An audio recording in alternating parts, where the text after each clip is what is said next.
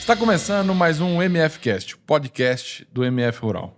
Eu sou Roberto Lucas e hoje estamos aqui com agricultor e pecuarista Carlos Alberto Damasceno, lá de Monte Alto. Tudo bom? Boa tarde. Tudo bem, graças a Deus. Um prazer estar aqui com você, Roberto. É isso aí. Aqui ao meu lado também, Walter Celani. Tudo bom, Walter? Bom demais. A prosa hoje é boa. A prosa boa é porque ela tem um assunto que pouca gente trata e é bom demais e traz muitas divisas para o Brasil, que é a plantação e o comércio exterior de manga, que é muito importante, e o Carlos vai poder discorrer a respeito disso, e depois, no finalzinho, ele vai falar de uma paixão grande que eu tenho, que é criação de gir. Eu lembro do meu avô criando gir, trem é bom demais. Mas, antes da gente começar, eu quero falar para o pessoal que está em casa, se inscreva no canal. Nós estamos em várias redes sociais. Inscreva-se aí, curta os nossos vídeos, compartilhe, faça parte da nossa turma. Você é sempre bem-vindo e recomende a gente, o pessoal vai gostar. É isso aí. Vamos lá, Carlos. Conta pra gente como é que o Carlos entrou no agronegócio. Conta o seu início aí pra nós. Eu venho de uma família bastante de pessoas que trabalham na cultura de agropecuária. Desde a infância, me lembro meu pai mexendo já com o gado gir. E meu pai também trabalhando na roça de Mamão Formosa. Tá.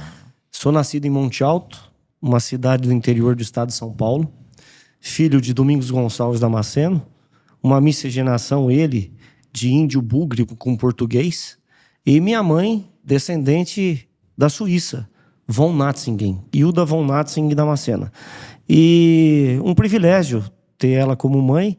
E von Natzingen, se não me engano, o brasão mais antigo se conhecido, reconhecido na Suíça. Que ainda tenho esperança de ir lá conhecer meus descendentes ainda na Suíça. Legal. Mas e aí, o seu pai já mexia com plantação de mamão? De mamão. Monte Alto era a capital do mamão. Naquela época se existia apenas o mamão Formosa, aquele mamão comprido que até hoje as pessoas de idade consomem mais porque ele não é tão adocicado. Certo. Hoje se produz muito mamão papaya e pela doença que deu em Monte Alto a pinta preta, que acabou com os mamãozais, e então imigrou para o norte, né? Então é muito plantado mamão na Bahia, Petrolina, Pernambuco, e aí erradicou um pouco a plantação. E veio o mamão papaya mais adocicado, miudinho. Então essa paixão de mexer com a agricultura já veio desde raiz do meu pai, que mexia com fruta e mexia também com gado e com porco. Tá? A minha família teve açougue de porco muitos anos, né? Meu pai desbravava por aí afora, Mato Grosso do Norte, Mato Grosso do Sul, antigamente era apenas um Mato Grosso, e saía comprando porco piau por aí, né? Porco em fazendas, propriedades, pouco solto. Trazia para Monte Alto, dava as vacinas necessárias, Ivomec, engordava e matava. Minha mãe tinha o açougue de porco e ela saía pelas ruas vendendo num carrinho com animal, com aquelas cornetinhas pé, e vendia lá a linguiça que a gente fabricava lá. Eu não era nem nascido nessa época. Eu sou o filho mais novo de 5 filhos homens que minha mãe teve. O raspa do tacho. Mas você não chegou a pegar essa época do açougue mais, então? Não peguei. Eu só tenho lembranças da minha mãe e meu pai contando. Existia ainda a porta de açougue ainda na minha casa, lá na nossa propriedade que a gente tinha dentro de Monte Alto, que hoje virou cidade, né? Mas, inclusive, na propriedade se criava muito porco solto pro quintal, né? E criava o gado também. O gado cruzado na época, né? Não era nem meio sangue, era o gado cruzado. A paixão do meu pai, mexer com gado, mexer com porco e mexer com mamão. Era um dos maiores produtores de mamão. E se mandava mamão aqui do interior de São Paulo para lá, em estrada de chão, demorava uns 3 dias de viagem. Para lá onde você fala? Para São Paulo, capital. São 360 quilômetros, demorava 2, 3 dias para chegar antigamente lá. Nossa. Que era chão. E era caminhãozinho 3/4 naquela época. O caminhãozinho mais famoso na época era da linha Ford, mas era caminhãozinho 3/4 pequeno, levava-se poucas caixas. E com poucas caixas duplas, que quem é mais antigo lembra, que se enfiava 2 fileiras de mamão, se vendia e se tinha lucro naquela época com uma quantidade pequena. E o mamão hoje lá não tem mais nada. Existe até no meio de algumas lavouras que as pessoas plantam. Mas só que dura pouco tempo, porque um pé de mamão ele produz aí 5, 6, 7 anos. Mas só que com a doença na nossa região, hoje se produz 1 ano, 2 anos, no 3º ano você já tem que cortar o pé, que o ponteiro já fica todo erradicado, né, com a doença que dá, e infelizmente empraguejou na nossa região. Aí mudaram o cultivo, né? Quanto tempo demora para o mamão começar? Não, o mamão produz muito rápido. O mamão, em 1 ano, ele já está produzindo. Ah, tá. É uma fruta maravilhosa, né? Até li uma reportagem que meu irmão mais velho mandou esses dias aí, que é a fruta do século, o mamão. O mamão é muito nutritivo, faz bem para tudo. Não é verdade? Eu gosto muito, como é bom. E aí, o seu pai mexia com mamão, porco, gado. E aí, você falou que tem mais 4 irmãos. 4 irmãos mais velhos. É só você que tá nessa área do agronegócio ou eles também... Não, cada um tomou um caminho na vida. Tá. O mais velho é músico, tocou e toca até hoje ainda em Ribeirão Preto, aqui no interior do estado. Um grande músico, tocou com grandes cantores, Ivan Lins e tantos outros, certo? Contrabaixista. O segundo se formou em computação na época, um grande profissional de comércio, de vendas, me ensinou muito. O mais velho, Pedro Roberto, o segundo, Paulo César, o terceiro, José Francisco, fez contabilidade. Hoje ele é agenciador de pescaria na Argentina, agencia 2 hotéis lá. E fala fluentemente o espanhol, que já está lá há 20 anos na Argentina. E o abaixo dele, Luiz Antônio. Luiz Antônio me surpreendeu muito, porque foi fazer agronomia, acabou não fazendo, e hoje ele representa uma ONG em Ribeirão Preto para pessoas que têm problema com vícios, né? Vícios de drogas. Então, isso é muito gratificante, poder salvar vidas, né? Sem dúvida. E aí você ficou... Exatamente. A minha paixão aconteceu da seguinte forma. Eu nasci em Monte Alto, menino simples, uma família simples. Meu pai, com esse monte de filhos, trabalhou muito. E para formar todos eles, foi um gasto muito grande na época. E investiu demais. E foi fazendo a nossa propriedade dentro de Monte Alto, de terrenos aqui, terrenos ali, quarteirões ali. E eu sei que tudo foi se extinguindo. Meu pai acabou falecendo por diabetes. Né? Hoje a diabetes é muito mais controlada, né? Mas ele faleceu por causa de diabetes, fazendo hemodiálise, problema de tantas pessoas nessa vida, não é verdade? E morreu novo, com 64 anos. Já minha mãe faleceu com 77 anos. Eu, como estava dizendo para vocês, minha primeira dificuldade na minha vida foi saber o que é uma personalidade. Porque eu tinha 4 irmãos mais velhos e tudo que eu fazia eu baseava no que meu pai, minha mãe e meus 4 irmãos faziam. E eu me questionava quando comecei a virar mocinho. Quem sou eu? Quem sou eu? Porque tudo que eu vou decidir nessa vida, eu sempre me baseio no que um deles faz. E graças a Deus, com o tempo, eu adquiri minha personalidade sabendo o seguinte: a personalidade da gente vem realmente de informações que a gente pega de todos que nos rodeiam, não é verdade? E aí você chega à sua conclusão. Essa é a sua personalidade. Tirar tudo de bom de tudo que te rodeia, todas as informações, e chegar na sua conclusão. Então, tem muita gente que acha que fica confuso, e eu fiquei na época, e hoje vi que é o caminho. A gente ter informações. Conhecimentos gerais é o mais importante do ser humano, conhecimentos gerais. Abrir a mente, né? E é um privilégio muito grande, porque você teve 6 pessoas para você poder captar tudo quanto é tipo de informação. Seus 4 irmãos, seu pai e sua mãe. Você, sendo mais novo, já pegou muita experiência deles, né? Exatamente. É uma coisa simples, mas queria dizer para vocês que vi até briga em casa. Meu pai era muito ausente com essas viagens. E uma mãe, às vezes, para criar um filho sozinha é muito difícil. Uma mãe ser uma mãe e um pai ao mesmo tempo não é fácil, não. E ela consegue. Já um pai para ser uma mãe e um pai é mais difícil ainda. Sem dúvida. E minha mãe foi uma heroína, né? Que conseguiu criar esses 5 filhos homens, peraltas, arteiros, né? E eu ali vendo tudo de bom que acontecia, tudo de ruim. Havia briga e saía até pancadaria, às vezes, dentro de casa com os 5 na hora de comer, porque um queria um pedaço do frango e o outro tinha comido o pedaço do frango e tinha só um frango na mesa. Daí eu, pequenininho ali, me encolhia no canto, porque senão eu ia apanhar. Se sobrar o pé, tá bom. E comia o que sobrava e me questionava: meu Deus, para que isso? Minha mãe, época de antigamente, se colocava na mesa, você deve lembrar bem disso, 5, 6, 7 misturas, uma fartura, um exagero. E hoje, quando vejo 2, 3 misturas, me sinto mal. Quando eu vou num restaurante chique, eu chego até a ter vontade de chorar, de saber tanta gente nesse mundo que precisa, né? É verdade. E a distribuição é tão falha no mundo, né? Tanta gente com tanto e tanta gente com tão pouco, né? É verdade. É isso. Mas vamos lá. Aí você, voltando um pouquinho na história de novo, era o raspa do tacho. Certo. Ninguém resolveu ficar com fazenda, mexer nessa área, e você foi para essa área. Você chegou a fazer alguma formação nessa área ou você gostou disso por Aptidão natural. Eu gostava da terra. No sítio que a gente tinha dentro da propriedade, eu vivi na terra. Vivi vendo vaca, vivi vendo porco, vivi brincando no meio de manguezais nativos. Mas quando eu me formei no 3º colegial em 2 cursos, contabilidade e o curso normal, eu fazia colégio de manhã e à noite, que eu sabia que precisava me preparar para a vida. Não tive condições de fazer uma faculdade, porque tinha que seguir o meu caminho e ganhar meu dinheiro. Não tinha um pai, uma mãe mais para bancar, porque o dinheiro já havia se extinguido. Então, fui vender móveis. Uma oportunidade que eu tive, móveis planejados. E vendi móveis planejados durante 6 anos. Financei um Fusca na Finama, em 13 parcelas, um Fusca a álcool. Na primeira semana, esse Fusca fundiu, certo? Tive que fazer o motor novamente. E saí para o mundo aí, sem salário, comissionado. Na época não existia celular, nem de tijolão. Na época não existia nada. Isso é época que nós estamos falando? Eu nasci em 1966, estou com 57 anos. Comecei a trabalhar com meus 18, 20 anos, então já fazem quase 40 anos isso. Né? Sou da época ainda que não existia televisão a cores. Eu lembro, né? lembro bem.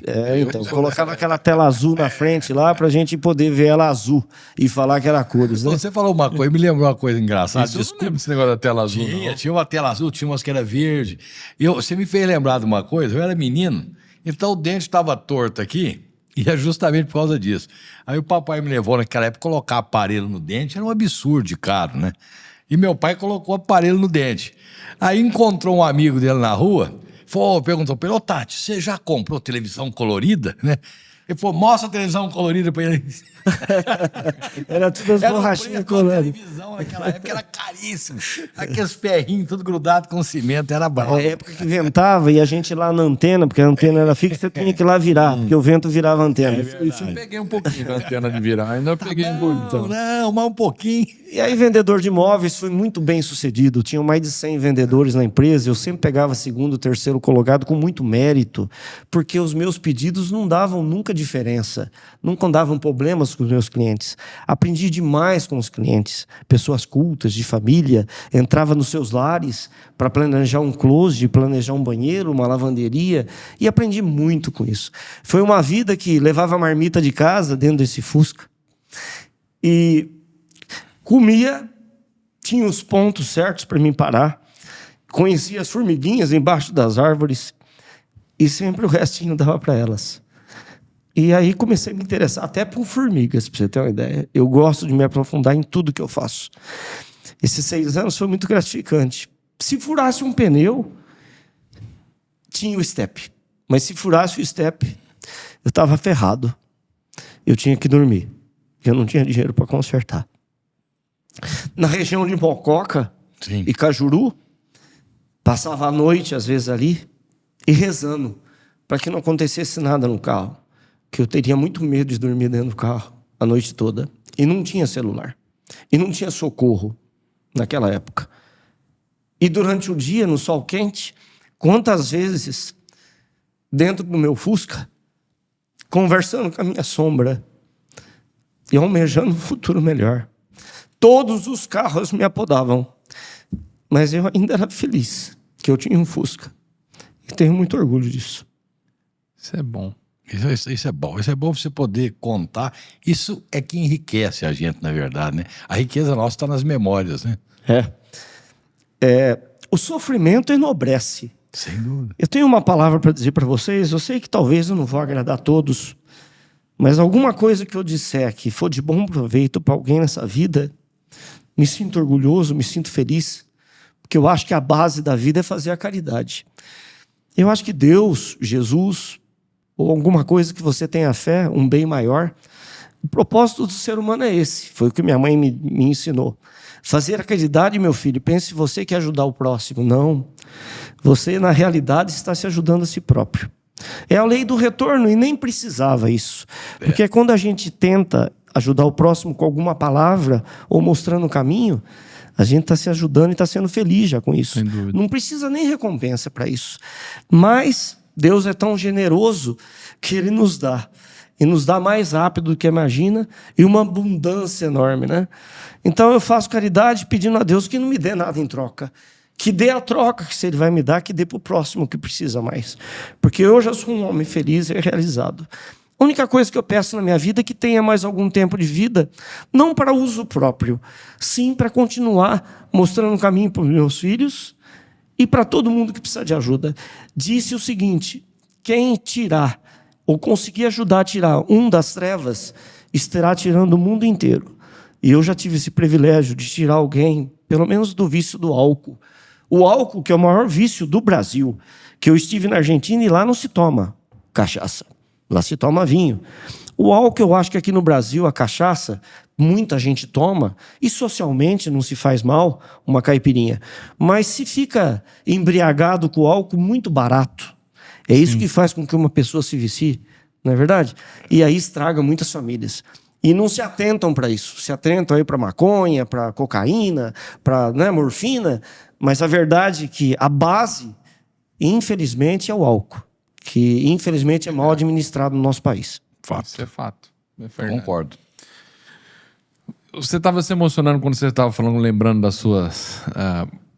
mas você ficou 6 anos vendendo móveis. Vendendo móveis. Na região aqui do interior do estado de São Paulo, Ribeirão Preto, Franca, Sertãozinho, Barretos, nessa região aqui fiquei vendendo móveis. Andava muito. Saí de Monte Alto aqui para ir para aqueles lados. Andava a semana inteira de Fusca. A semana inteira de Fusca. Graças a Deus, nunca me deixou na mão o meu Fusca. Graças a Deus. Chegou a ponto de esquentar a bombinha dele, você ter que dar uma esfriadinha na bombinha de gasolina, né? Grilava na subida. Quem lembra do Fusca aí? Né? Aí você pegar tem gente que já andava com um pano molhado para poder botar ali e deixar para esfriar a bobina ali. Eu colocava ali e deixava para esfriar. E foi tão gratificante que, sem querer, eu comprei um Fusca 95 Itamar, o último que lançou. E por incrível que pareça, o dia que eu fui vender, o meu mecânico disse para mim: mas o senhor vai vender? O senhor comprou a placa? Eu falei: não comprei a placa. Eu falei: mas tá lá, Carlos Alberto Damasceno, CAD, 2095, o ano do Fusca 95. Com 20 anos comprei meu primeiro Fusca e a placa Carlos Alberto Damasceno. Não vendi mais, guardei. Tá lá guardado de relíquia meu Fusca. Você acabou não vendendo. Não. O primeiro que eu tive, lógico. Sim. Um Fusca O 1900. Itamar é que você não vendeu. O Itamar tá lá guardadinho. Que é o CAD 2095. CAD 2095. Que cor que é? Verde? Branco. Branco?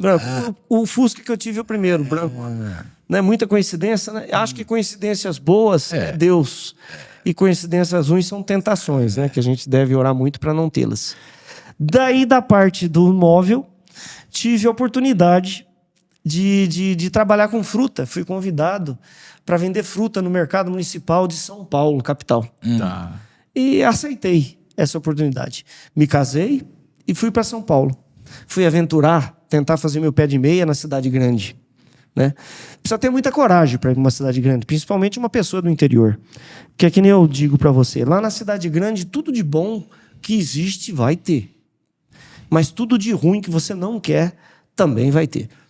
Fui assaltado 2 vezes, trabalhei 12 anos lá. Minha programação foi para ficar 2, 3, 4 anos, acabei ficando 12 anos. Fui assaltado 2 vezes, me prenderam no porta-mala do meu carro, me ameaçaram no banheiro, enfim, com armas na cabeça. Para quem já foi assaltado, é terrível. O trauma é grande. O trauma é grande, você não esquece, o resto dos seus dias você não esquece. Mas tudo que vem de ruim, a gente sempre usa para ficar mais alerta e para saber dar mais valor na vida e para se proteger mais. Não é verdade? Fiquei 12 anos em São Paulo, comecei a mexer com fruta, recebendo laranja-lima.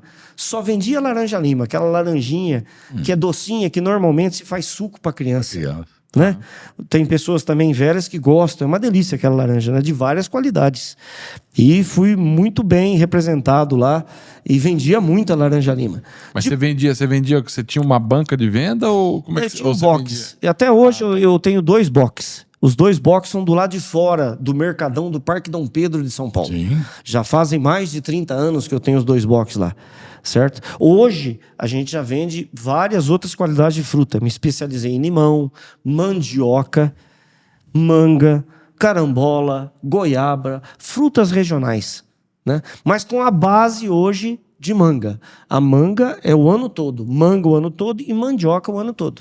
Tá, mas então vamos botar a história aqui para o pessoal entender. Você foi lá convidado para trabalhar, para vender frutas. Vender fruta. Aí, nessa época, você não era dono de boxe. Não, eu entrei de sociedade, na realidade. Tinha um cara, uma pessoa que era um agricultor, ele precisava de um representante de confiança lá, entrei de sócio, trabalhamos juntos durante mais ou menos aí uns 8 anos de sociedade, 6, 8 anos, e depois fiquei autônomo. A gente desmanchou a sociedade e continuei trabalhando sozinho. Tá. Né? E lá em São Paulo, como te disse, eu trabalhava à noite. O serviço lá é noturno. Trabalhava lá das 6, 7 horas da noite até amanhecer o dia. Entendeu? Então o trabalho era noturno. Então você vendia no atacado, não era no varejo. Lá a venda, especificamente no mercado municipal, é para feirantes que fazem feiras de madrugada. Então tem feirante que vem comprar de madrugada e tem feirante que vem comprar à noite, um dia antes. Aí ele vai dormir e vai para a feira. Porque as feiras começam a montar 2, 3 horas da manhã. Para sacolões, para varejões, para supermercado. Então a venda nossa lá é atacado. Já dentro do mercadão municipal, já é a varejo. É uma fruta mais selecionada, mais requintada, embora num preço maior. Já no atacado lá fora, é volume, qualidade também, mas num preço mais acessível. Tá, entendi. Aí você ficou fazendo isso durante 12 anos. 12 anos, fiquei em São Paulo. E até então você não tinha propriedade. Não tinha propriedade. Uma coisa muito bonita que eu ouvi falar que na maior das empresas tem reuniões, o que me fez vir embora de São Paulo é querer uma vida mais tranquila, poder dormir à noite. As pessoas que trabalham à noite e ganham aí dobrado, pensam que é muito, que não é muito não, certo? O sono da noite é totalmente diferente do que o sono durante o dia. Sem dúvida. Certo? É que nem morcego. O morcego foi feito para dormir de dia, mas o ser humano foi feito para dormir à noite. Então a pessoa, quando vai trabalhar à noite, o desgaste dela não é dobrado, é triplicado, quadriplicado. Você está entendendo? O desgaste é muito grande. Ficava de pé a noite toda, um trabalho muito sacrificante. Ganha-se muito dinheiro, trabalhando com muita honestidade, né? Eu costumo dizer que todo ramo é lucrativo. Às vezes a pessoa fala para mim o que plantar, o que fazer. Eu costumo dizer, desde que você seja especialista, porque hoje em dia não dá mais para ser, como antigamente, clínico geral. Hoje é lógico, existem os médicos clínicas gerais, que são os que pegam, às vezes, com a mão mais na massa para te atender no pronto atendimento, com muito mérito. Mas hoje você pode ver que 90% dos médicos são clínicos gerais. Então você precisa se especializar. Eu me especializei em manga, certo? E depois de 12 anos, querendo sair de assalto, querendo sair daquela tribulação, já com o pé de meia um pouco mais formado, querendo vir para o interior, mantive meu trabalho lá, mantive minha equipe lá, a estrutura que eu fiz, para pessoas que quisessem evoluir, que nem eu evoluí, e estão evoluindo, porque nós somos uma equipe, certo? E vim para o interior, consegui vir. Mas consegui vir por 2 coisas. Primeiro que eu vi um psicólogo num dia que estava indo embora, liguei, e ele me disse que nós somos prisioneiros de nós mesmos. Você é prisioneiro de você mesmo. Você está numa gaiola, como um passarinho que nunca saiu de uma gaiola, e quando você abre a porta, você tem medo de ver o que tem lá fora. Então, eu com esse dizer desse psicólogo, tive coragem e abri a portinha e falei, não, vou conhecer outro mundo. E a outra coisa foi a história da águia americana. Se vocês não ouviram ainda, quem não ouviu... Sim. O senhor já ouviu? A troca de pena. Exatamente. Não é à toa que ela é símbolo de uma das maiores países do nosso mundo, né, que tem seus méritos. A águia americana, com metade da idade da vida dela, ela fica com as penas velhas, com a garra velha, com o bico velho, e ela tem que tomar uma decisão. Ou ela sobe para um penhasco e entra numa toca para nenhum predador pegar ela, e vive à base de água durante tantos dias, porque só tem água da chuva, e ela vai lá, tira as penas, tira as garras, bate o bico na pedra até quebrar. Depois que nasce tudo de novo, ela dá o seu voo para mais metade da sua vida. Foi ali que eu aprendi, fazendo a caridade. Comprei uns catálogos de um coitado que estava vendendo lá com muita dificuldade, com dizeres de bíblicos e contos. E eu falei para ele assim, no meu término de dia de trabalho. Ele tinha um tucho na mão assim. Eu fiquei com dó dele, que eu não sou muito de ler. Falei, meu amigo, quanto você quer para liquidar tudo isso daí? Ele falou, eu quero R$80. Eu falei, te dou 70. Eu falei, moço, muito obrigado, e me deu. E no meio dali daqueles catálogos, Salmo 91 e tudo mais, achei a história da águia. E achei que era meu momento, com 40 anos de idade, de ter uma nova vida. E vim embora. Marquei uma data e vim embora para o interior do estado de São Paulo. Continuei com o ramo lá e vim administrar e comprei minha primeira propriedade, de algumas que tem hoje. A Santa Rita de Cássia. Tá. E aí já era na região que você morava antigamente? Comprei a Santa Rita de Cássia, perto do meu pet, do meu barracão, município de Taquaritinga. E perto de Monte Alto. Monte Alto e Taquaritinga dá 20, 30 quilômetros de distância. Tá. São cidades vizinhas. Sou nascido em Monte Alto. Minhas propriedades estão na região de Taquaritinga e Itápolis. Itápolis, antigamente, também era a região da laranja, como bebedouro. Hoje não é mais, né? Por causa do greening. Né? Aí vim para o interior e comecei a ver o outro lado. Não só da venda, mas sim da produção. E comecei a ser, além de vendedor, ser produtor. Produtor principalmente de manga. Formei minhas propriedades na base de manga e limão. Aí você começou a verticalizar. Produzir e vender lá no final. E mandar. Na época só vendia. Como eu virei autônomo, comecei a produzir, vender a minha produção e comprar ainda 80% de terceiros.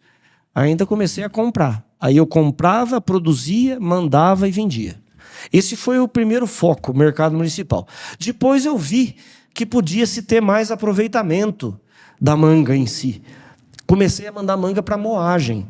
A manga para moagem, para vocês terem uma ideia, é uma manga que ela é processada em várias empresas que moem goiaba, que moem abacaxi para fazer suco e sorvete. E também se moe manga para se fazer suco, para exportar e também para fazer sorvete.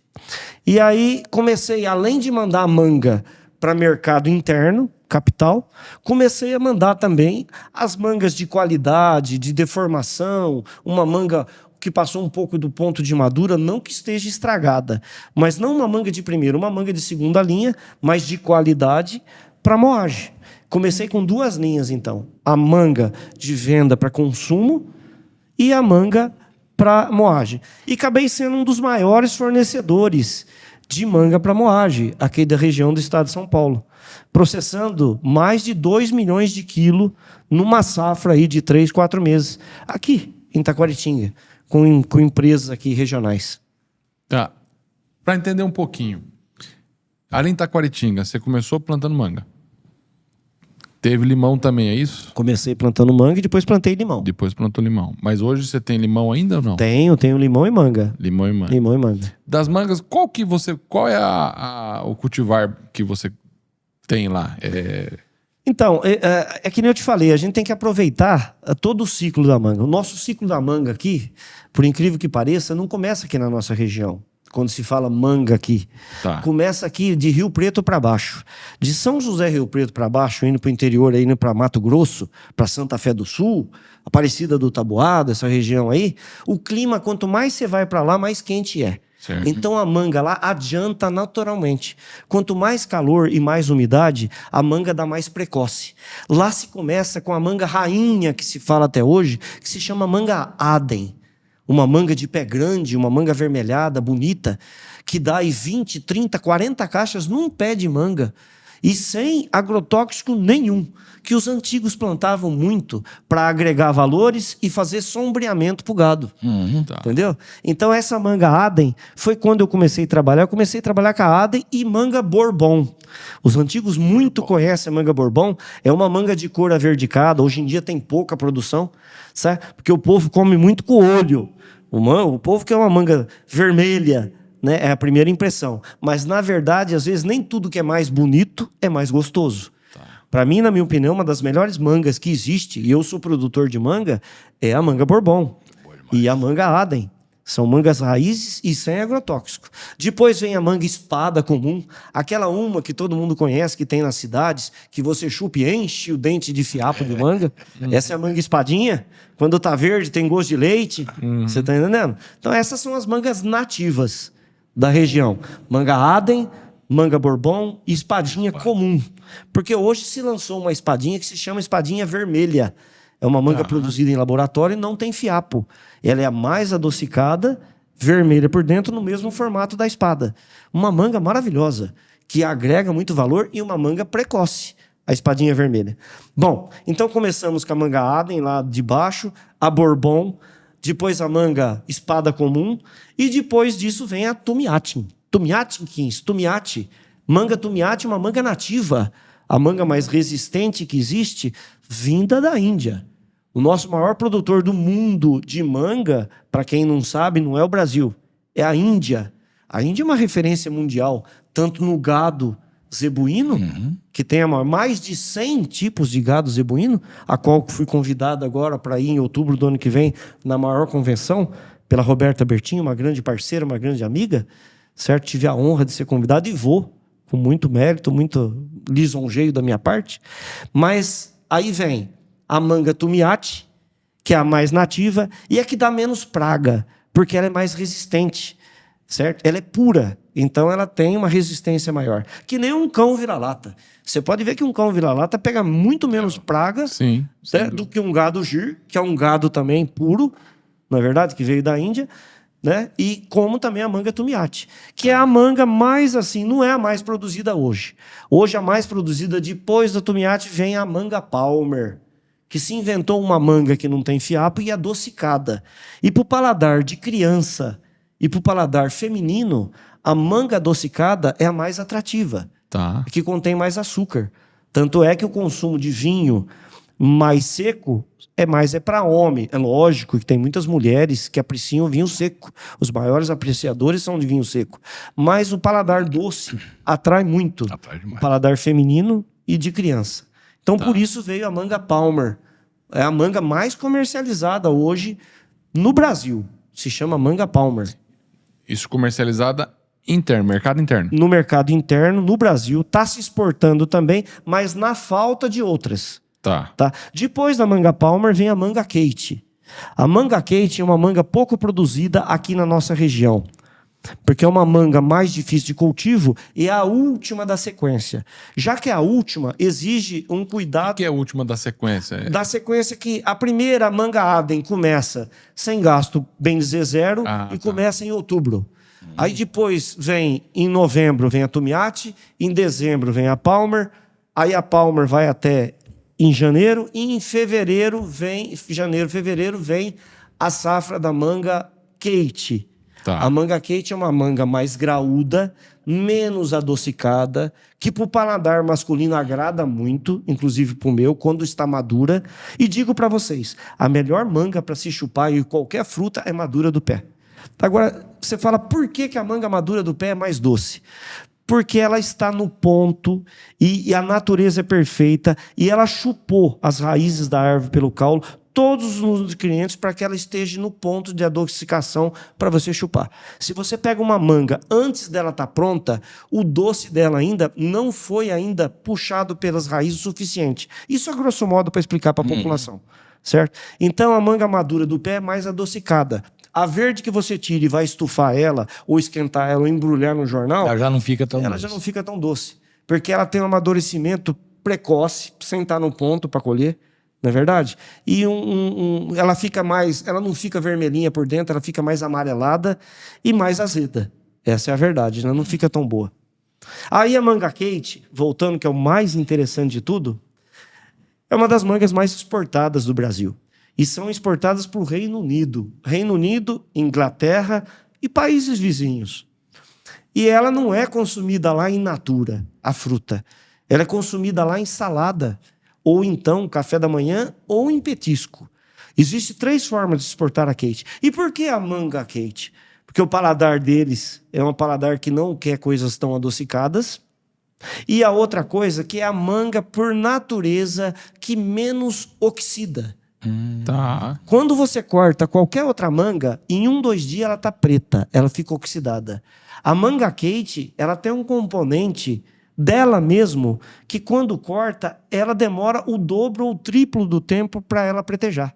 Então esse transporte, esse meio que até chegar lá, e mais uma coisa que ajuda a não oxidação, que eu também forneço, uma das coisas também porque eu tenho limão, que eu já forneço manga para as exportadoras e forneço limão, porque eles cortam a fatia do limão e colocam uma rodela. Se a manga é fatiada, e tudo artesanal, tudo à mão, viu? Não tem máquina, não. Não, mas peraí, mas você exporta, então vamos só para entender. A exportação não é da manga inteira. Existem várias formas. Para os Estados pro Reino Unidos... Unido, pro Reino Unido, não. Para os Estados Unidos, para a França, para a Holanda, eles querem manga in natura. Então, você exporta uma manga de casca bonita, é consumida o fruto. Chupa-se.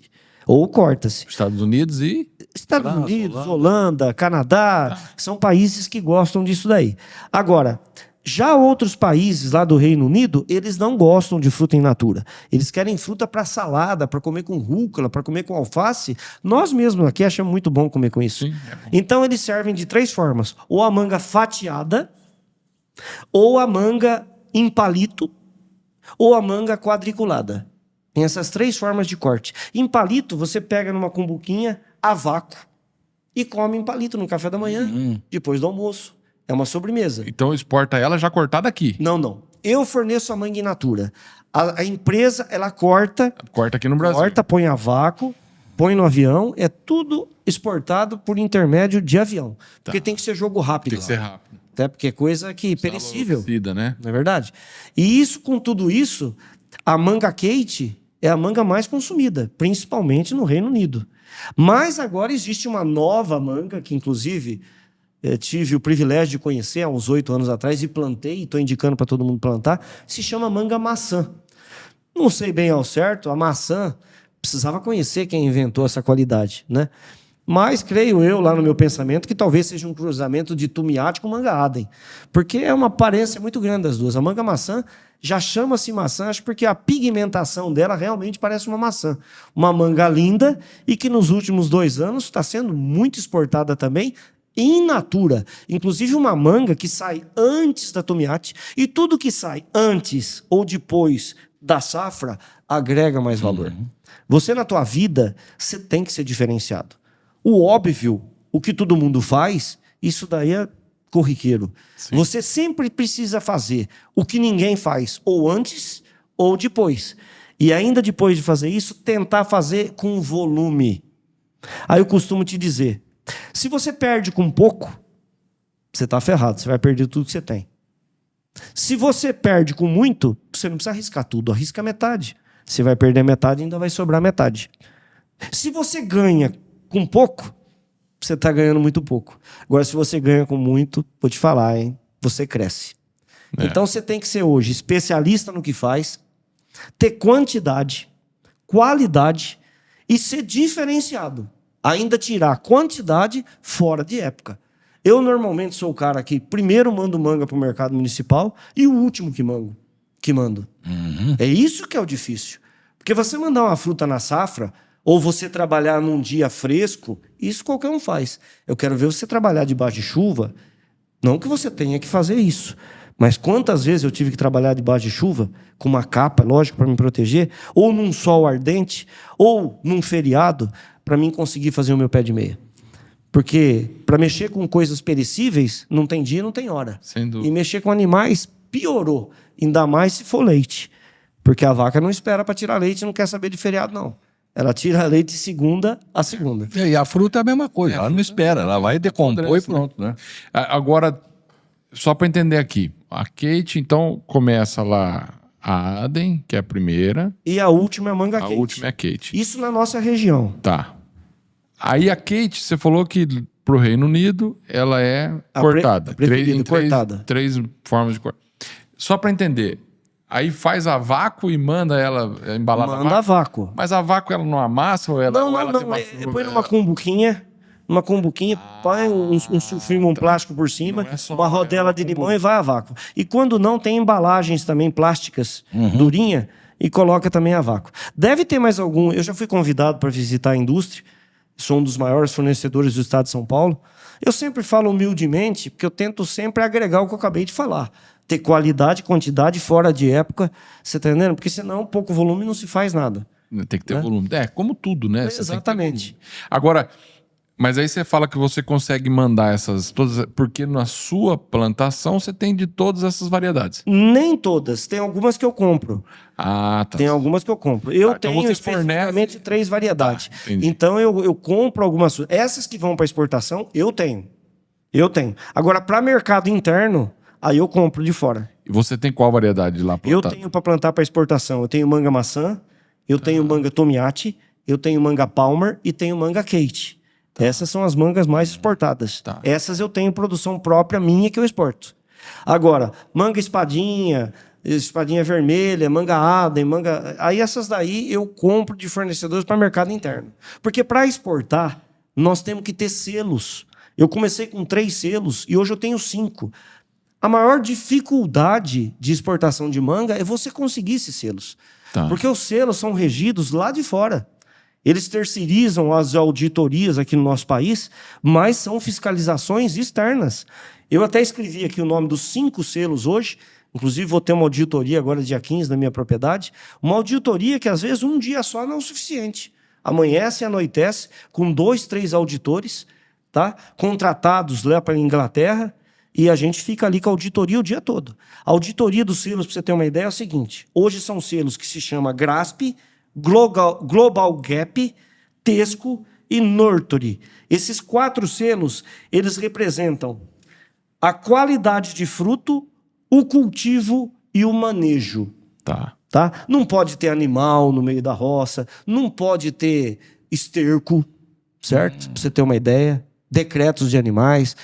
Você tem que seguir exatamente os fungicidas que estão na lista e seguir também uma regra de tempo que esse herbicida vai funcionar ali, a carência do produto para poder ser consumido. Então, isso daí é visto diariamente, anotado diariamente, com profissionais especializados.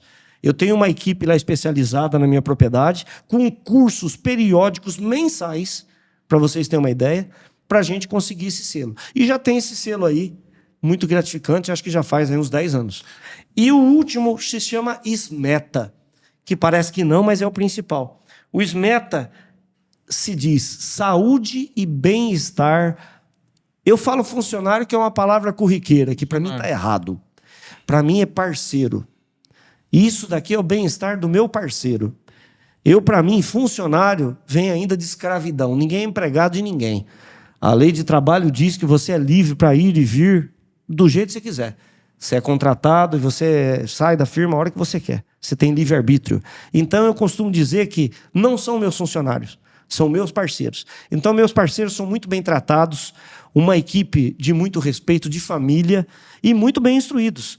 Parte de bombeiro, tem curso, parte de primeiros socorros, parte de bem-estar, parte de colaborações que a gente dá para eles, certo? E quando não, até empregamos pessoas que já têm passagem, certo? Por crimes hediondos, que têm que se restabelecer. Quantas vezes já empreguei pessoas assim?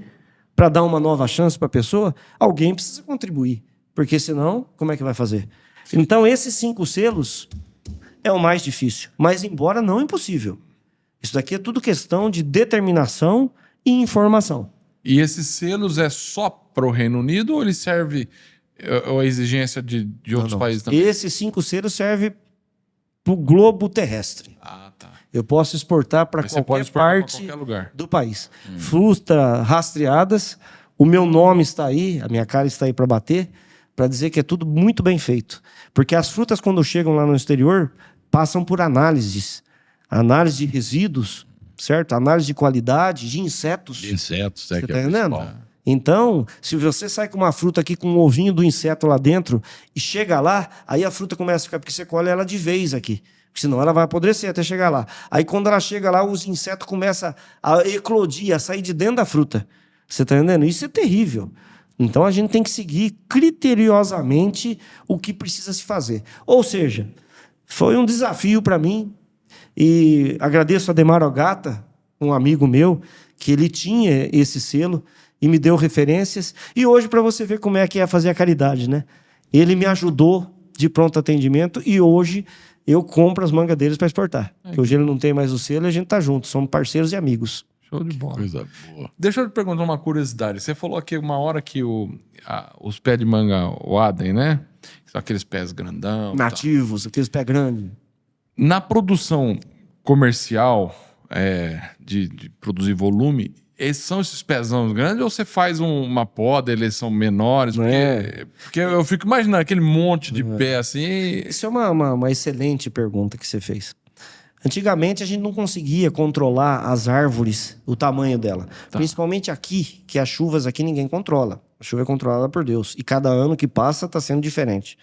Lá no norte, né? Petrolina, Juazeiro, Bahia, Pernambuco, aquela região lá é mais fácil de controlar o tamanho do pé, que a água é direcional.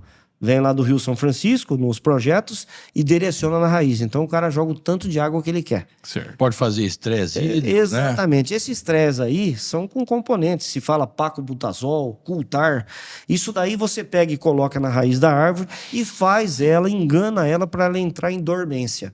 Ou seja, como se fosse um inverno aqui para nós.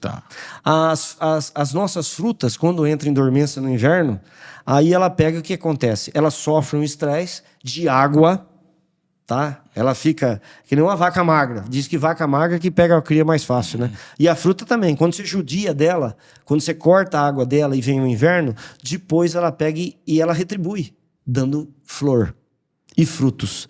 Então aqui na nossa região, o florescimento começa em junho, julho, agosto, certo? Maio já se tem flor, entendeu? Então é diferente de lá. E com isso, com esse produto que adormece, a gente conseguiu também começar a podar. Quando não tinha esse produto, e esse produto veio de lá, porque eles lá são muito mais aprimorados, lá que eles portam muito mais manga do que a gente, certo, ali no norte do nosso país, certo? Nós temos o quê? 10% da produção, eles têm 90% da produção do país fica no norte, por causa do clima, né? Então as maiores exportadoras estão lá, de volume. A minha exportadora é aqui de Mogi das Cruzes, a outra aqui é de Tupã, a outra é de Piedade. Eu forneço para 3 exportadoras muito dignas, certo? E muito grandes também, mas lá tem um maior volume. Se aqui tem 10, lá tem 100 exportadora. Então hoje a gente consegue podar, colocar o paco na terra e fazer ela se travar e produzir pequena. Sendo que antigamente, quando não tinha esse produto para adormecer ela, você podava, e em vez de ela dar flor, ela não entrava em dormência, ela dava ramo. Então ela ficava maior ainda e não produzia nada. Então, como a gente consegue fazer ela entrar em dormência, ela pega e dá fruto. Então você poda ela, joga o produto no chão e ela dá fruto. Antigamente não tinha, então as árvores eram enormes. Hoje você pode podar qualquer tipo de manga e colocar o produto que você faz ela ficar pequena e produzir. Fica mais fácil também o manejo. Como é que você vai mandar uma manga de exportação? Você derruba lá da altura com bambu. Né? Porque lá a gente cata com bambu. Põe um bambu, um gancho lá, derruba no chão. Só que na hora que ela bate no chão, ela racha, ou ela bate e fica ferida por dentro. Na hora que ela amadurece, às vezes preteja. Você tá entendendo? A manga de exportação é tudo colhida na tesourinha, tudo na mão. Não se pode derrubar de jeito nenhum a manga no chão. Se coloca a manga numa caixa, num pallet, certo? Você tem que pegar e esterilizar as caixas. É uma coisa assim, sabe? Como se diz, do primeiro mundo. Tá? E eu tenho muito orgulho de fazer isso. É artesanal. Não, é uma coisa... Você vai ali na mão, corta com a tesoura. Coloca, não se joga na caixa, se coloca na caixa, você tá entendendo? É uma coisa muito criteriosa. Hoje eu recebi um recado de uma das minhas viagens de exportação que se achou um escorpião numa caixa de fruta minha. A manga é colhida na lavoura. Às vezes estava lá na lavoura, no chão, e acabou subindo na caixa. A gente não vê subindo. O que eu já vou fazer? Já vou pegar e na volta da propriedade inteira vou passar um produto para tentar matar inseto, para matar escorpião. Você tá entendendo? A coisa é muito criteriosa. Não pode pôr Angola? É aí que eu te falo, não pode ter aves, não pode ter nada no meio. Não pode ter nada. Seria um controle natural. Não é verdade? Natural, mas não é permitido pela... Eu tenho uma coisa lá na minha propriedade, inclusive foi uma ideia do Wilson, eu tenho mais de 200 pavões Né? E ele colocou até no leilão aí um casal de pavão. Era um sonho meu, um dos sonhos, né? Tanto que o meu primeiro leilão, agora na propriedade na Santa Rita, foi o grande sonho, né? E não sonho grande, eu não sonho grande. Já realizou o grande sonho. Então, para mim, foi um orgulho e é. E aí o pavão come também muito escorpião. Tá. Pavão, além de ser uma das aves mais bonitas do mundo, é uma ave que protege muita propriedade com seus gritos, anunciando, separa a briga de galos, para você ter uma ideia. Se 2 galos começam a brigar, ele vai lá e separa. Ele coloca a ordem no terreiro. E ele é lindo de morrer e come tudo que você imaginar de inseto, ele come. Outro bicho também que vai contra o escorpião e é imune ao veneno é o gambá. Não sabia. O gambá é imune ao veneno do escorpião. Ele vai lá e come mesmo. Sabia, não. Olha, que a hora que ele come, o escorpião deve picar ele. Pica, né? Ele não tá nem aí. Lá vai escorpião. E você vê aí a galinha de Angola, né? Ó, a Índia de novo lá nos ajudando. Angola, né? Porque é Angola. Veio lá da Angola, né? A vizinho lá, então. Nós temos muito recurso, né? Uma coisa. Agora, Carlos, o Brasil é um país extremamente produtivo, produz onde a gente pensa que não, como, por exemplo, lá em Pernambuco, lá você vê que você chega aí e você fala, não é possível. A hora que você está chegando de avião é um oásis, né? Aquela coisa verde por causa da irrigação, tudo. Eu visitei lá, conheci algumas fazendas de manga, de mamão, que também tem lá, uva. Né? A Queiroz Galvão tinha uva lá em Petrolina. Ah, você foi lá. Eu já fui lá. Fui lá, fui 2 vezes. Acho que ali é um espetáculo. É um espetáculo. A parte do Pernambuco, então, onde está Petrolina ali, parece quando você está numa praia, né? Você tem o hotel ali, aquela orla. É um lugar muito bonito e produtivo. Agora, eu te pergunto, como é que a manga hoje... falando especificamente, porque nós estamos falando aqui de produção, de exportação, de como se consome. Como é que ela está hoje como negócio, como rentabilidade? Como é que é a rentabilidade por hectare? Como é que se calcula isso na manga? Então, é que nem... resumindo para você. Todo negócio, toda fruta é rentável. É que nem eu te falei, o limão é rentável, o abacate é rentável, a manga é rentável, a goiaba é rentável, certo? Desde que você esteja qualidade, quantidade e seja diferenciado. Qualquer agricultor que tiver uma fruta safra, ele não vai agregar valor, ele não vai fazer dinheiro para pagar os custos dele. Tá entendendo? A empresa de vocês, a MF, é uma empresa diferenciada. Fiquei sabendo pelo seu Wilson que tem 2.500.000 pessoas de seguidores, um trabalho em família muito bem feito, você está entendendo? Então é isso daí. A manga, ela é consumida mundialmente. Não é uma fruta que é um país que come. Só não chegou a manga ainda até na China. E agora, em negociações comigo, tive o privilégio de conhecer, agora há uns 2 anos, aí, o comprador representante da China. E estamos aí estudando de conseguir mandar manga para a China. O que chega lá para a China, que eu estou sabendo, não consome, né? Oi? Não é que eles não consomem. É que não chega lá. Não sai nosso daqui para lá. Nosso, eu creio que não. Nunca ouvi falar que foi manga do Brasil para a China. Mas você fala, eles consomem, mas eles consomem. Consomem? Você imagina um baita do mercado. Se abrir isso daí, é um baita do mercado. Claro, cada mercado que você abre... O chinês começar a comer manga, não sobra nem o caroço. Você tá vendo? E precisava ser... Eu já tentei, já conversei, estamos estudando, você tá entendendo? Sou desbravador, sou corajoso, e fui lá conhecer o comprador da China, entendeu? E o cara compra de tudo aqui no Brasil, compra minérios, enfim, vi ele fazendo algumas compras...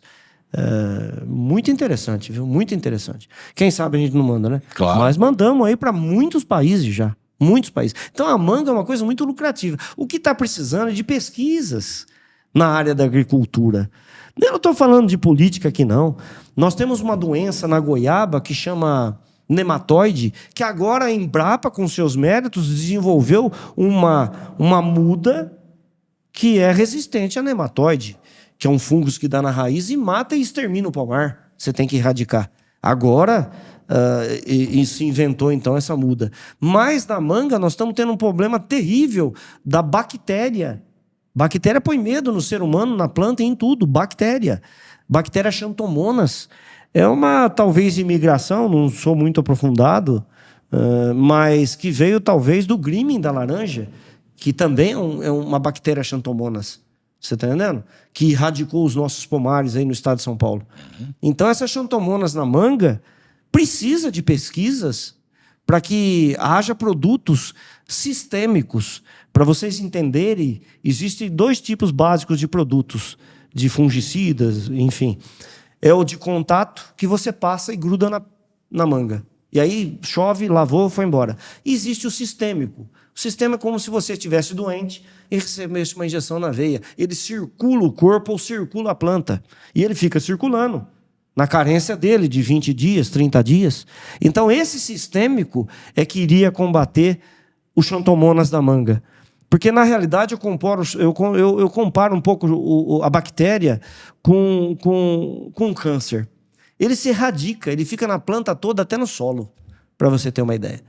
E é terrível. Eles terminam o pomar inteiro. A fruta está verdinha, a hora que ela começa a amadurecer, ela fica toda preta, cai pro chão e aprodece e perde tudo. E aí você tem que erradicar a Você plantação. ou arranca e planta uma outra cultura, ou peleja que nem eu, que estou pelejando faz 9 anos. E esse ano que tive a gratificação de achar um novo produto lançado aí sistêmico, à base de cobre, certo?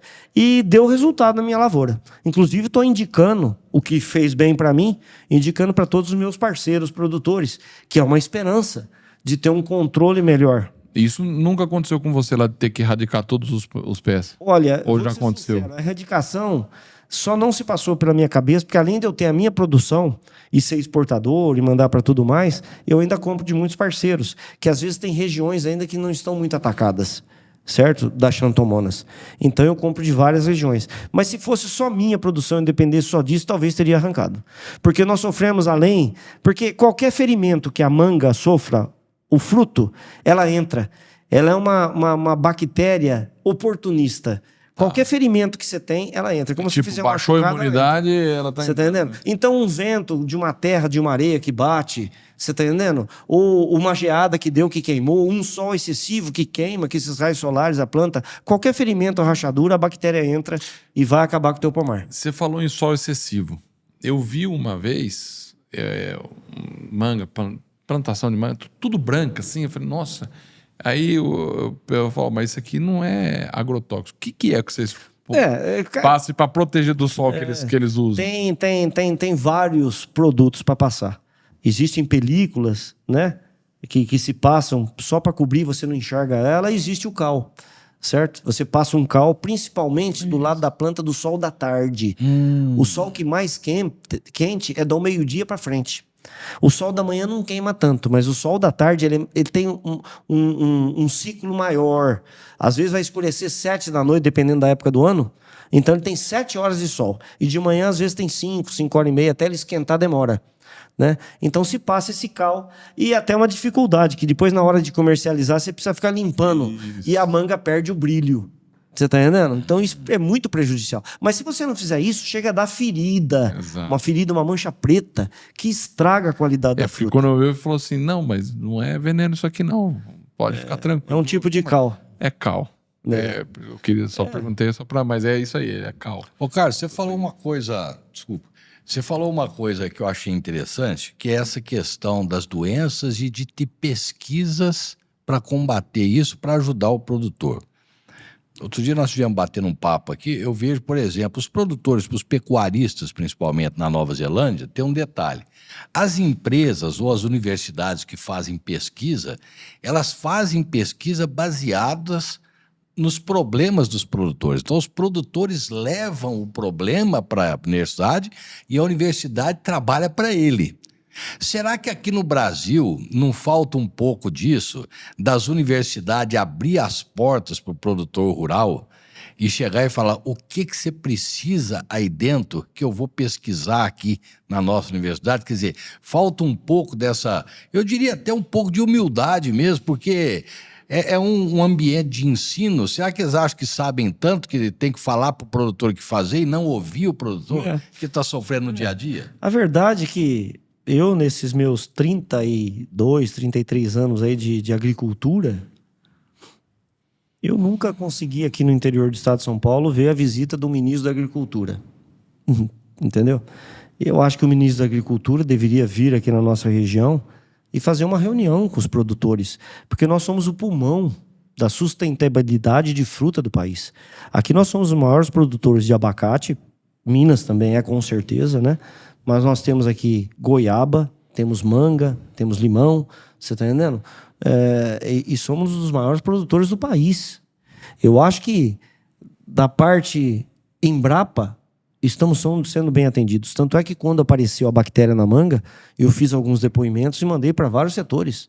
O único que me respondeu foi a Embrapa, me dizendo que era para marcar um dia, para fazer uma pesquisa. Acabou se passando, acabei não fazendo. Mas para o Globo Rural, enfim, pessoas que defendem a agricultura, o pequeno produtor principalmente, certo? E não tive retorno de nenhum. Mas está aqui, lançado na mídia, por vocês aqui. Receber, está aqui o meu nome, Carlos Alberto Damasceno, Taquaritinga, Monte Alto, São Paulo, certo? Fácil de me acessar. E escritoriodamasceno@hotmail.com. É só entrar no e-mail que a gente vai responder para a gente fazer essa pesquisa, principalmente sobre essa bactéria que está exterminando os nossos manguezais, tá? Que muitas famílias. Eu mesmo tenho mais de 200 clientes, para vocês terem uma ideia. Mais de 200 clientes que estão aí penando com isso daí. E está sendo erradicado ano a ano a manga, infelizmente. Infelizmente. Cada vez a gente está tendo que buscar mais longe. Né? Esse é um problema grave, porque a hora que acordar... Já foi, né? O Brasil tem tudo para ser o maior na maioria das coisas que nós temos de produção, né? O que falta é esse apoio das empresas de pesquisa, trabalhar o produtor rural. O que é que você precisa que eu faça por você? E não impor para ele alguma coisa, porque senão não vai resolver o problema, né? A Embrapa ainda é um baita de um... Eu só tenho que elogiar a Embrapa. Um órgão, eu creio que do governo, né?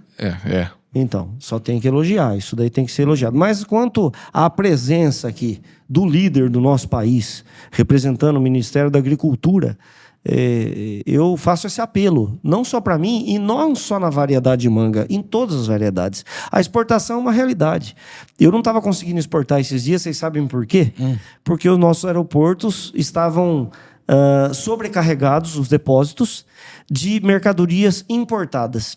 Então a gente não tinha como exportar porque a gente tem que descarregar nos galpões para serem vistoriados para depois embarcar. Como não tinha espaço para a gente desembarcar a mercadoria lá nos galpões para entrar no avião, teve que parar a exportação. Tá de brincadeira. Os caras não iam retirar lá os produtos importados. Isso tudo a grosso modo, viu? Isso tudo a grosso modo são informações que são passadas pelas minhas parceiras. Você está ainda pedindo desculpas para os produtores, certo? Então, tá que nem esse ano. Esse ano a moagem aqui no nosso país está parada. Isso daí gera um prejuízo tremendo. Por que a moagem está parada? Porque a Índia produziu uma super safra. E porque o México também teve uma grande produção. O que aconteceu? Lá a mão de obra é mais barata, o custo de imposto de exportação talvez seja menor. Eu sei que eles conseguem comprar o suco lá mais barato que no Brasil. Então, se a qualidade é tão boa, por que não comprar lá que é mais barato do que comprar no Brasil? Você não vai comprar uma coisa mais cara, sendo que agrega a mesma coisa. Então, infelizmente, nosso país de suco esse ano está abandonado. Porque nós dependemos se lá vai produzir ou não para a gente exportar. A nossa exportação, infelizmente, está precisando de muito apoio, tanto no limão, como na manga, como em tudo. E é uma fatia do bolo que agrega valores demais, estímulo, incentivo de qualidade. E o nosso país também merece ter uma fruta do nível que vai ser exportada. Por que não? Porque o nosso país sempre come uma fruta de segunda e a de primeira é toda exportada. Por que nós não merecemos comer uma fruta de primeira? Eu acho que a gente devia chegar nesse padrão.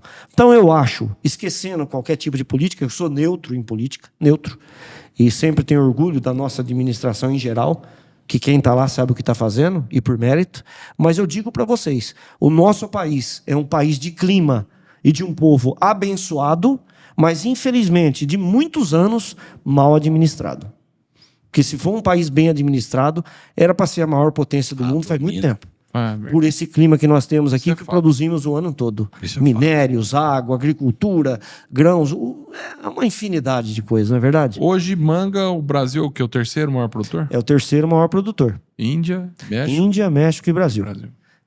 Hoje, a exportação de manga, o que Você sabe valores? Olha, eu não sei. Eu tive numa reunião há pouco tempo dizendo a escala lá das frutas mais exportadas. Não, a mais exportada, se eu não me engano, é manga mesmo. Não sei, hein? Eu vi uma. Tava lendo, falou que a manga é a mais exportada, fruta. Sei.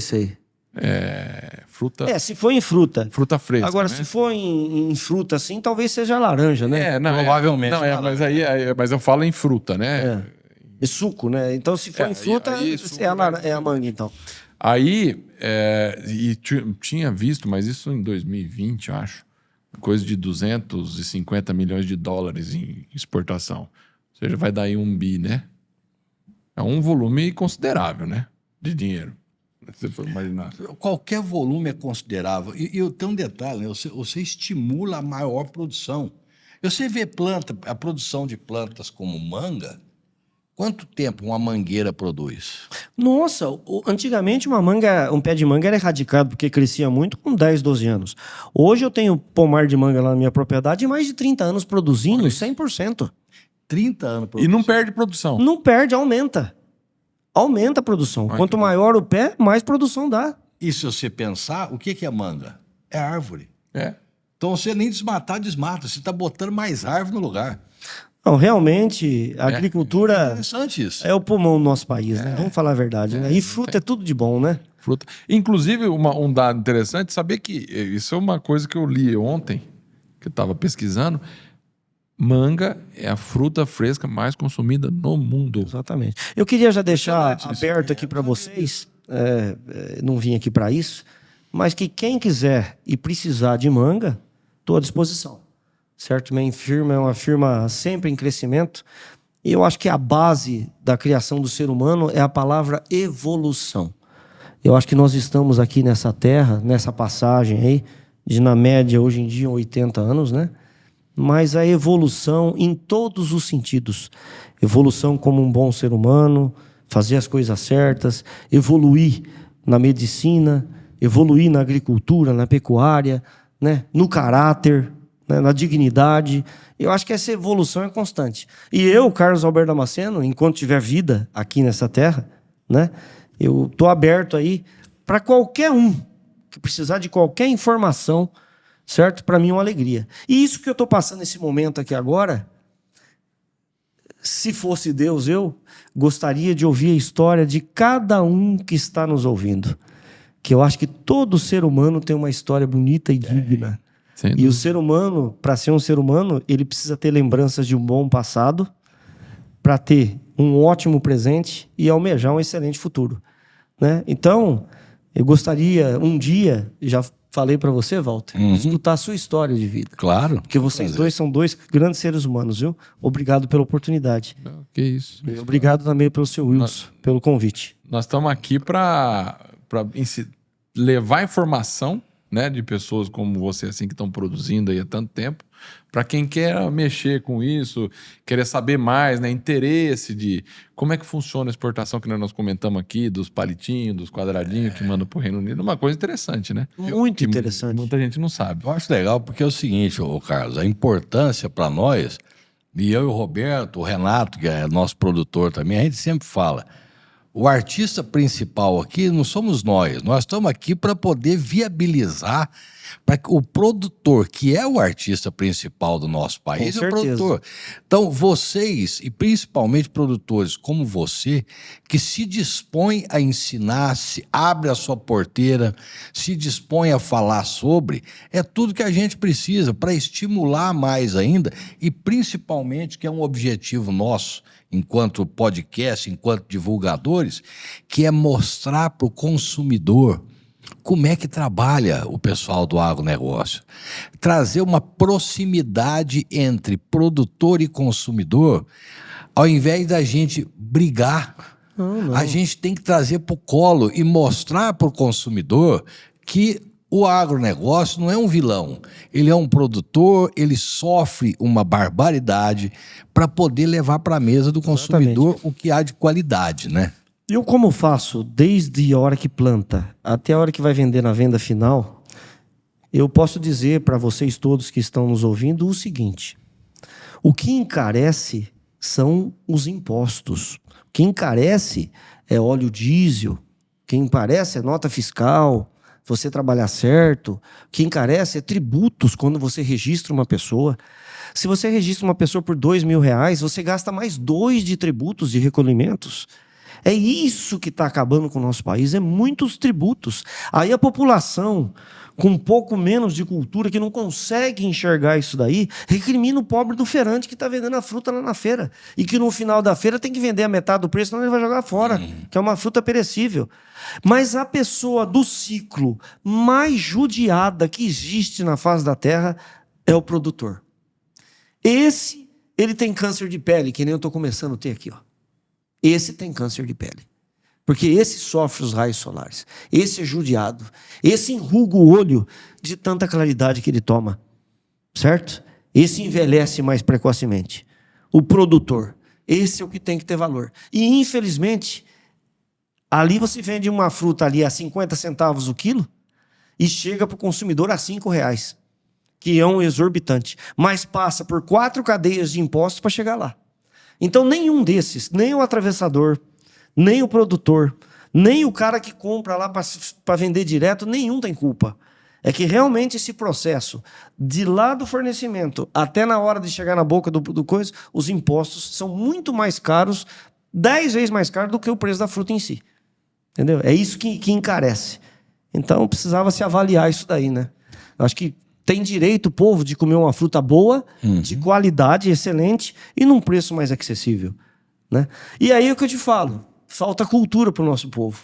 Eu, se fosse um administrador do nosso país ou do mundo inteiro, o lugar que eu iria mais investir é que nem eu invisto hoje, que a gente vai falar lá do meu gado. É nas crianças, é no bezerreiro. Porque não existe ninguém feio. Não existe ninguém que não tenha inteligência. Existe a gente maltratada, gente de poder aquisitivo baixo, judiada, gente explorada. E existe gente também desmazelada, gente vagabunda, também existe. Mas, enfim, se você der uma cultura para uma criança, um bem-estar físico, psicológico, desde o seu nascimento até ele se formar aos 21 anos de idade, o mundo muda em 21 anos. Porque a cultura é a base do mundo. E uma pessoa culta não vai roubar, não vai matar ninguém. Você está entendendo? E vai querer ter o seu negócio, vai querer trabalhar e vai querer respeitar o seu parceiro. Porque você não precisa ser patrão. O que você tem que ser na sua vida é parceiro. Ter orgulho de ser um empregado e ter orgulho de ser um patrão. Porque um precisa do outro. Que um patrão sem um empregado, sem um parceiro, não faz nada. E um empregado sem um patrão também não vai fazer nada.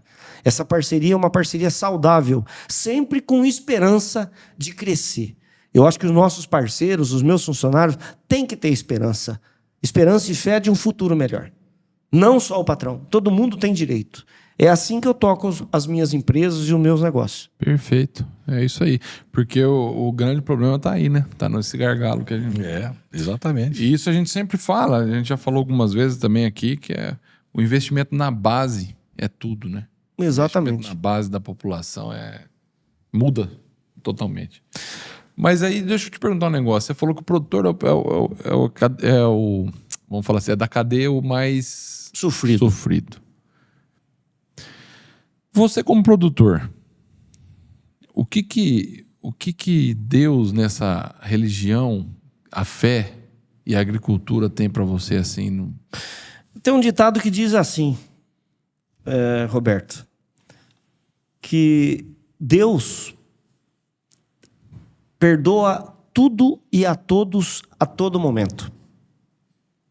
Deus perdoa o ser humano de vez em quando. Nem sempre perdoa. Aliás, mas a natureza não perdoa nunca. E o que está acontecendo com a gente aqui, que está acabando, além de todos os impostos, todos os encargos, esse mercado competitivo, o que está acabando com o produtor é a mudança de clima. Nós tivemos aqui no nosso interior do estado, há 3 anos atrás, 4 anos atrás, uma geada que eu nunca vi na minha vida. 3 geadas consecutivas que matou não sei quantos mil pés de mangas, meu e dos produtores. Nunca se viu uma geada intensa dessa forma, aqui na nossa região do interior do estado de São Paulo. Certo? Chuvas de pedra, granizo, ventanias, secas. Tudo que está vindo hoje está vindo em exagero. Por quê? Porque a gente está mexendo muito com a natureza. E quando o ser humano acaba com a natureza, acaba com as árvores, acaba aí, derrete as geleiras, enfim, e muda o clima. Hoje em dia, nós temos 4 estações do ano num dia só, às vezes, se você vê. Você coloca uma blusa de manhã, de tarde você está com calor, depois fica fresco, e à noite você está com frio de novo, você está entendendo? Hoje em dia, não se vive mais com ar-condicionado, sem ar-condicionado. E as pessoas que não têm condição? Um ventilador, hoje em dia, com aquele ar quente, não refresca nada, é sofrimento para a população. Você está entendendo? Então, a verdade é que o que está acabando com o agricultor e está acabando com o mundo, mudanças climáticas. Você está entendendo? A gente depende muito aqui de chuva. Nem todo mundo consegue fazer uma irrigação artificial. É um custo muito grande. A nossa região aqui, 85% ou 90%, é tudo dependendo da bondade de Deus, a chuva. Certo? Não de irrigação ali via solo. Privilégio de poucos de ter uma irrigação. Então, precisava até incentivos também em financiamentos para irrigações, para dar uma oportunidade para o grande, médio e pequeno produtor. Então, Deus é a base de tudo. É a minha base. Independente de religião, é fé. A gente tem que ter fé em alguma coisa para ter um mártir, né? Porque na hora que a coisa aperta, a gente sempre recorre a Deus. Essa palavra de Deus, que é o Deus Pai Todo-Poderoso, que alguém deve ter criado esse universo. E quem é esse alguém? Para mim, a palavra Deus. Perfeito. Eu acho que essa questão até tem a mudança climática que você comentou, que a gente mexe muito e tal, mas quando a gente vê, assim, tem isso, mas o pessoal sempre joga a culpa no produtor. Porque o produtor que desmata, o produtor que faz isso, o produtor que faz aquilo. Mas a mudança climática também, Carlos, se a gente for ver, aí fala assim, é o ano mais quente dos últimos 20 anos, 30 anos. Ué, então há 30 anos, há mais de 30 anos já teve pior. Sei. Então assim, eu acho que na verdade existem várias teorias sobre o clima aí, né?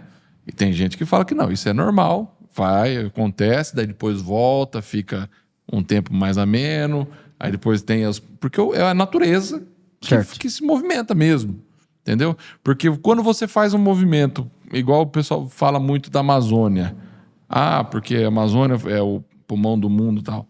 Existem pessoas que falam que a Amazônia não interfere em nada num clima lá na Europa, por exemplo, né? Que ele fala. Que o grande problema é o mar. Que é que regula tudo. O maior pulmão do mundo é o mar. O mar. As algas marinhas. Algas marinhas. Porque quando a gente coloca assim, porque tem muita... nós estamos mexendo no clima, na verdade, é muito menos... É mais nós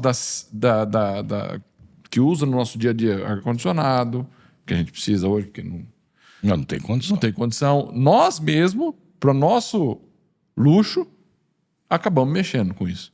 E o produtor rural, não. O produtor rural preserva, né? Que a gente tem uma das leis mais pesadas no mundo aqui no Brasil. A gente tem que ter... na sua propriedade, se você não tiver reserva... Tem que ter reserva.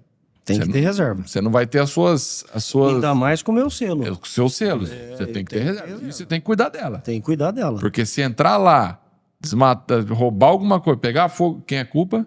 Culpado sou eu. É você. Então você tem um custo para manter isso também. Exatamente. Então, assim, o produtor rural é onde a gente fala. Você depende muito da chuva, você tem que torcer, rezar, ter fé para chover. Às vezes chove na hora que não é para chover, faz sol na hora que não é para fazer sol. E ainda assim, você tem que ter todo esse custo também de manter aquilo que você preservou, que é seu, você comprou 1.000 hectares, você tem direito a usar 800, mas 200 você tem que preservar. Exatamente. Né? Então você compra e não é seu, né? Você compra e não é seu. É que nem você nosso. Um apartamento de 300 metros quadrados e ter que ficar só com 240. Mas as mudanças climáticas que eu te disse, no passado ocorria também. Mas agora está ocorrendo em maior volume e em regiões diferentes. Nunca se ouviu falar chover no norte que nem tem chovido. Então, lá para eles, uma chuva excessiva, eles não estão acostumados, e nem a plantação. Acaba com eles. Você tá entendendo? E aqui uma seca que nem deu há pouco tempo para nós aqui também, pelo amor de Deus. Há 4, 5 anos atrás, os mananciais, todos os poços artesianos tiveram que afundar de 6 a 12 metros. Porque o manancial de água nosso aqui abaixou. Você tá entendendo? Então, nós somos muito dependentes da natureza. Não, sem o dúvida. Rio São Francisco, mananciais, ouvi falar aí numa reportagem, 70% dos afluentes que jogam água para o Rio São Francisco se secaram, os mananciais.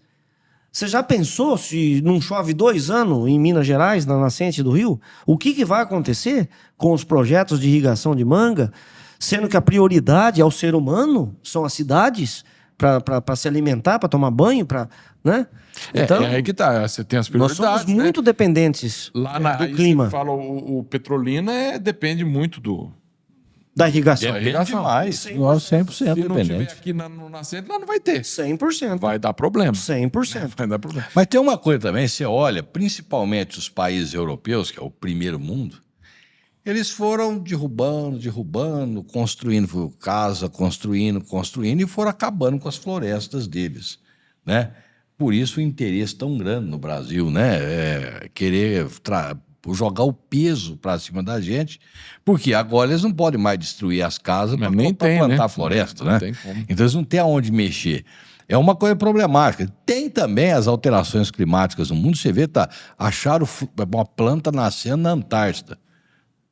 Os caras já começaram a ficar loucos. Foi uma planta, acharam lá nascendo. Eu não me aprofundei no assunto, mas estava vendo a respeito, você viu? Eu vi a reportagem. É uma coisa que você fala, meu Deus do céu, está começando a mudar muito. Mas, a hora que você estava falando, eu pensei também nisso. E você falando, o Deus perdoa tudo, a todo tempo está perdoando o homem pelos erros que faz. E a natureza realmente não perdoa. Não, o que você faz a cruel. natureza é cruel. A natureza... Se você mata um morro, o morro vai cair desabar e vai matar as pessoas. Se É estiver morando ali embaixo, se ação tiver e ali. reação. Exatamente. Você não faz diferença. Se você trata bem sua plantação, ela produz muito. Se não trata, ela não vai produzir. E não só a natureza, nós estamos falando de planta, a natureza é cruel também nos animais. Né? Não, a natureza é a coisa mais cruel. Eu falo sempre isso, que o homem, eu falo que o ser humano é ruim. Tem muita poeta aí que fica falando, a natureza é bela, o ser humano é ruim. A natureza não cria os imperfeitos, só o ser humano faz isso. Porque você nunca viu gavião sem asa, tucano sem bico passando por aí. Porque eles são eliminados, por isso que a natureza é bela. Porque ela só preserva aquilo que é funcional. A gente não, a gente dá vazão para isso porque tem sentimento, né? A coisa é tão grave, para vocês terem uma ideia, que não se fala. Mas nós estamos aí com uma invasão de javali aí que é uma coisa absurda. Você tá entendendo? Nós estamos com uma evasão de maritaca por aí, terminando com as plantações, que tá uma coisa terrível. Você tá entendendo? Isso daí, soltaram lebrões por aí, não sei por que motivo até hoje, eu não li nada a respeito. Esses lebrões aí, eles servem só para furar canos de irrigações, você tá entendendo? Enfim. É um problema. Não sei se controlou ou descontrolou. Eu tô falando assim o que eles fazem de estrago. Você tá entendendo? Então, a natureza realmente tá descontrolada. Tá. E vou te falar, mas aí que tá. Os passarinhos morrendo de fome. Você tá entendendo? Mas você não pega tem o que comer. a maritaca que você tá falando que atrapalha a produção, já tá começando a atrapalhar a cidade também. Lógico, come os fios. Come o fio. Você tá entendendo? Dá um internet elétrico em casa, quando não um curto-circuito, Exato. você tá entendendo? É um problema uma coisa gravíssimo. terrível. É um problema Isso daí vai precisar qualquer hora interferir, fazer alguma vai coisa. ter porque... que ter. Vai ter que Tem ter. que ter um porque- controle, um certo Uma hora vai controle ter que com ter. isso. Quando ele está na natureza, ele tem o predador natural dele, tudo. Aí é uma série de coisas que a gente pode confabular aqui e levar a uma conversa até mais aprofundada. Mas eu estou querendo saber de outra coisa Vai lá. do Carlos. O Carlos, porque eu lembro de um menino na fazenda. E meu avô criando tinha vaca gir. Eu sempre adorei. Eu adoro ver aquela vacada, a pelagem do gir é uma coisa, é uma pintura, aquilo é um quadro. Quando você tinha, a vaca morria, pegava o couro, fazia um tapete. É um negócio espetacular. E você foi para esse lado, assim como seu pai criava gado, você foi para esse lado também. Quando é que você resolveu fazer isso? Por que você resolveu fazer isso e por que o gir? Pra você ver, né? Força de destino.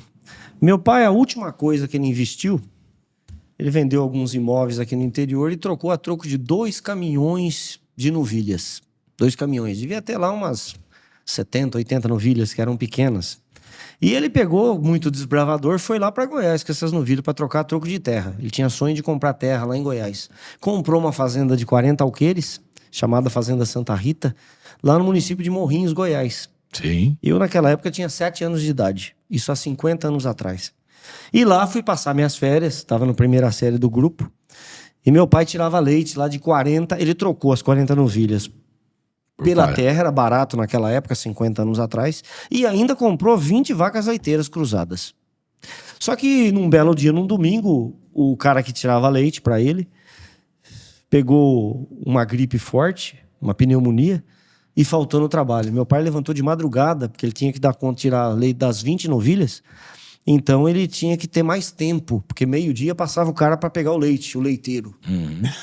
Então ele levantou de madrugada. Eu me lembro que quando amanheceu o dia, eu levantei da propriedade. Lá não tinha energia, enfim, a água tomava banho de bica. Era desse jeito, como antigamente, né? Assistia um pouquinho de televisão com bateria de caminhão. do carro, Era assim. E tinha que desligar rápido, porque senão não dava para outro dia. Eu sei que levantei para ver meu pai tirando leite, debrucei na tábua do curral. E ele pegou, olhou para mim e falou: vem cá, filho. Vem cá que eu vou te ensinar a tirar leite. Aí me ensinou a pear a vaca. E uma criança que eu sempre falo: respeite uma criança. O respeito vem de cima. Tudo que você fala para uma criança, ela grava. Tem umas que vingam, tem umas que não vingam. Mas a maior parte vinga. Então respeite uma criança. Dê tempo ao tempo dela. E meu pai me respeitou, me fez com carinho e me ensinou a tirar leite. Falou que como é que se pegava na teta, que tinha 2 jeitos, ou com o dedão assim, ou assim, que eu preferia assim.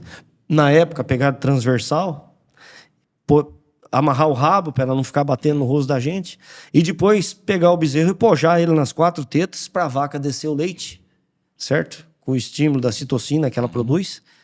E depois que ela descesse o leite, não mexer muito no ubre, não puxar a teta, para ela se sentir confortável e relaxada, a ponto de urinar.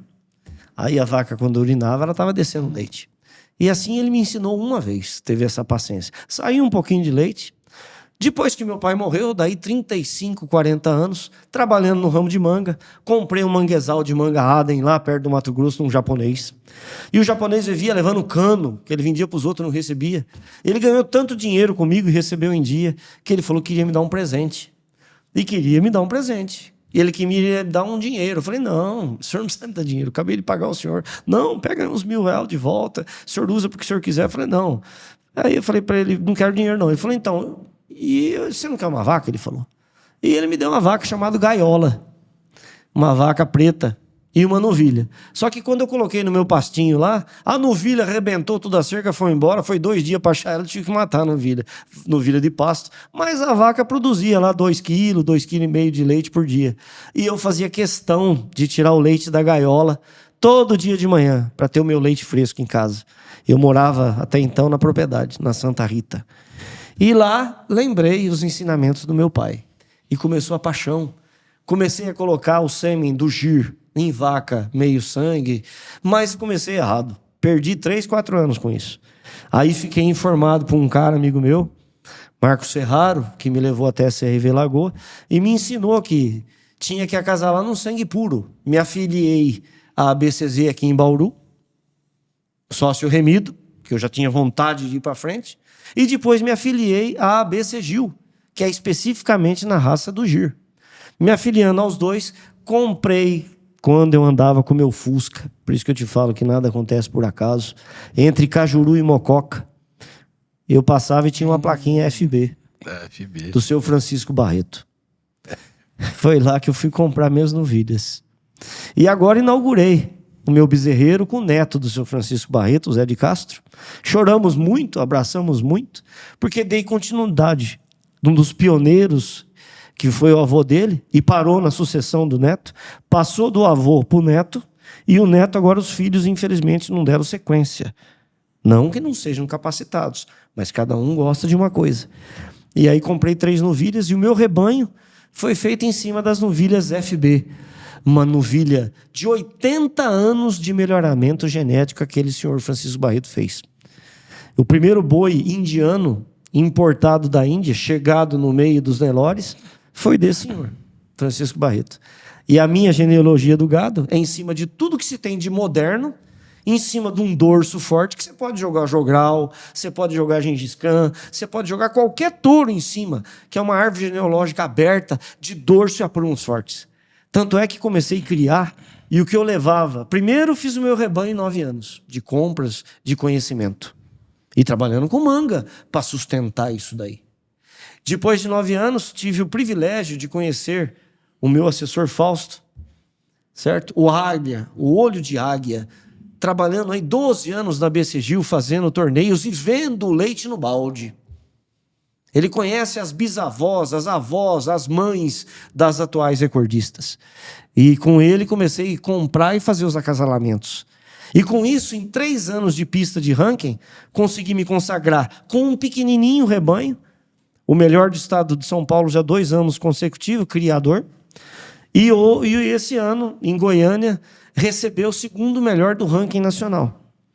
Para mim, um orgulho muito grande, não para me aparecer, sim para valorizar o trabalho de UFB e de tantos parceiros que comprei os animais e estou dando seguimento e evoluindo.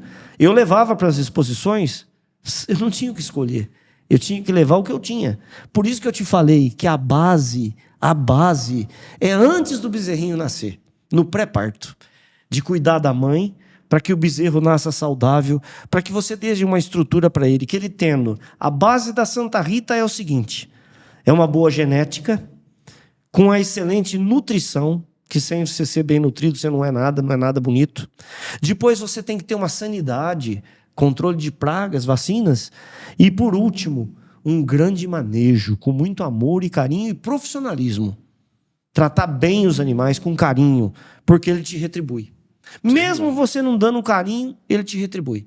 Com isso, animais de bons aprumos, ganhando pistas, sendo campeão do estado de São Paulo, 2º melhor do ranking, e quem sabe um dia ter orgulho de ser o primeiro. E mesmo que não seja, já estou realizado estar entre os 5 primeiros, que tem os seus méritos. Agora, o principal para conseguir tudo isso, eu falo para todos vocês, criadores e novos criadores, que todos me instruíram. Fausto, técnico da BCZ, certo? Técnico da BC Gil, equipe. O principal é você ter uma equipe em todos os setores. Nós somos, infelizmente, falhos em todos os setores. Funcionários, parceiros mal remunerados, com pouca esperança de um futuro melhor. Então você precisa conseguir bancar, fazer dar lucro e, ao mesmo tempo, crescer e fazer o teu parceiro crescer junto, para ele ter esperança de um sonho. Então eu digo para você, a base da Santa Rita é uma mesa como essa que nós estamos, com 4 pés. Esses 4 pilares que eu falei. Mas a sustentação aqui embaixo é a equipe. Porque qualquer pé desse que falhar, a equipe vai estar sustentando. Com o meu gerente, com o Fausto. E, principalmente, em cima dessa mesa, a nossa família. Porque a nossa base é lá a minha esposa, é os meus filhos, certo? Que me dão sustentabilidade para mim ter sonho para segurar essa mesa, certo? Aqui em cima está a minha família, o meu orgulho. A minha esposa Marisa, a minha filha Elizabeth, a minha filha Isabel e o meu filho Vinícius.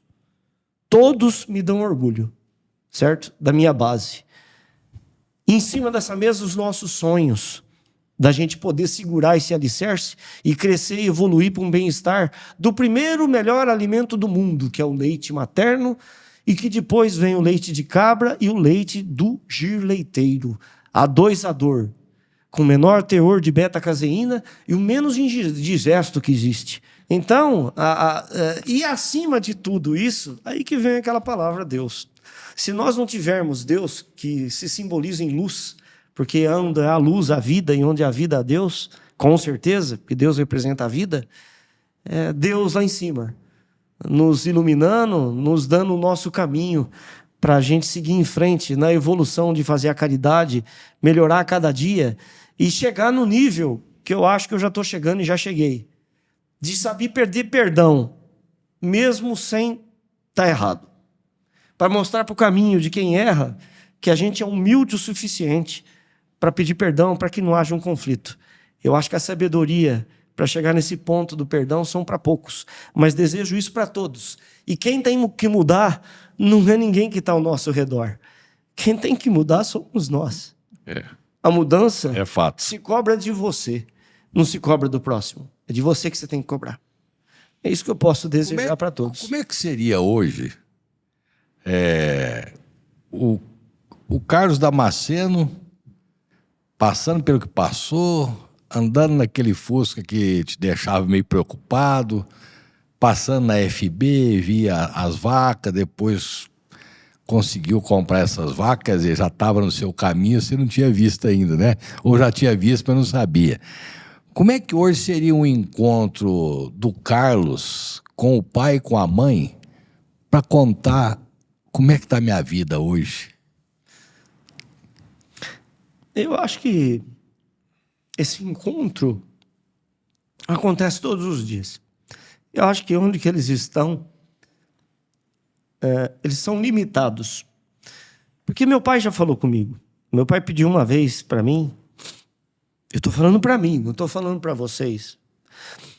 Eu estava deitado durante o dia em São Paulo e ele sentou do meu lado na cama, depois de morto. Eu me assustei, começou a orar e ele pediu para mim ir lá na fazenda que ele tinha para ver pelos meus olhos a fazenda. E fui lá 2 dias, 2 vezes. Na primeira vez não encontrei a fazenda. Na segunda achei uma fazenda, depois de 35 anos, um milharal. Tinha sido derrubado tudo que ele construiu. E lá achei um tijolo e agora inaugurei a Capela de Santa Rita, que por coincidência ou não, minha filha nasceu dia de Santa Rita. E a primeira propriedade que eu comprei também se chama Santa Rita. É muita coincidência, né? E inaugurei a Capela de Santa Rita na minha fazenda e coloquei o tijolo do meu pai lá. Deus é tão bom que o tijolo inteiro que eu trouxe sumiu. Talvez por tentação, 10 anos guardado. Mas trouxe 2 pedaços. E esses 2 pedaços de 2 tijolos diferentes. Mas a equipe que Deus que me enviou para fazer a capela, o pai dos 4 filhos, que era uma família que estava fazendo, uma coisa também inusitada, um pai e 4 filhos construindo a minha capela, só eles, que eu nunca vi isso. O pai é um artesão de tijolos. E quando ele me deu um tijolo com a imagem de Jesus Cristo no tijolo, eu achei maravilhoso. E eu peguei aqueles 2 pedaços de tijolo que sobrou e ele me transformou os 2 pedaços em um. Foi como se o mal tivesse tirado a recordação do meu pai e Deus mandou um artesão para emendar os pedaços. E hoje está lá. Um orgulho muito grande de ter meu pai como meu pai e minha mãe como minha mãe. E o conselho que eu posso dar para vocês, nunca cobrem seu pai e sua mãe. Vocês foram feitos no amor. Na hora da fecundação, foi feito amor aquilo ali. Não foi feito no ódio. A não ser alguém que tenha nascido de um estupro, mas talvez por um bem maior. Nada acontece pelo mal, sim, tudo pelo bem. Então nunca recrimine seu pai e sua mãe do que ele fez, o que ele não fez. Que ele já fez foi te dar a vida. Tem filhos que nascem para ser ajudados pelos pais, mas tem muitos filhos que nascem para ajudar os seus pais. E seus pais não precisam mudar nada. Quem tem que mudar, já que você se acha, é você. Faça a diferença você. Evolua você. Você não precisa ser um inventor. Você precisa evoluir. Se você não consegue inventar nada, presta atenção no que já está pronto e só conserte o que está errado. Que nem eu disse, se Deus quiser, vai acontecer. Isso é uma coisa do passado. Deus sempre quer que aconteça. Então você fala com a graça de Deus, não se Deus quiser. A esperança é a última que morre. Aprendi com o Padre Léo isso. A esperança nunca morre. Isso é um ditado ultrapassado. Pau que nasce torto, morre torto. Nós não somos feitos de pau. Nós podemos melhorar. E o caminho para uma pessoa sair das drogas, sair do mal, sair da prostituição, é ele entender que ele tem que querer sair. E você aceite o seu filho drogado, aceite o seu pai alcoólatra, e ame ele, e perdoe ele, e dê amor. Porque não se sai das coisas ruins recriminando ou fazendo coisas ruins. Se sai do mal fazendo o bem. Faça a tua parte e não queira nada em troca. É isso que eu desejo para todos vocês. E quem comprar um animal da Santa Rita, com o carinho do meu gerente Otávio, com o carinho da minha equipe toda, com a sustentabilidade do meu gerente Luiz na manga, que ainda ajuda a sustentar o gado, que já vai ser autossuficiente, com o apoio da minha família, da minha esposa, dos meus filhos, principalmente a minha sucessora Isabel, que hoje administra tudo para mim, eu tenho certeza que vai comprar um animal de qualidade, com esses 4 pilares, e eu não tenho nada ruim dentro da minha propriedade. Tudo que eu tenho lá é bom. Não tenho nada. Eu não tenho descarte na minha propriedade, a não ser que nasça defeituoso, certo? Que já aconteceu.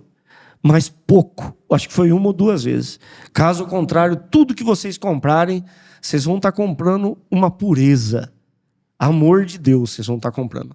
Um animal abençoado, que vai te dar lucro, carinho, um animal cheiroso, um animal exótico.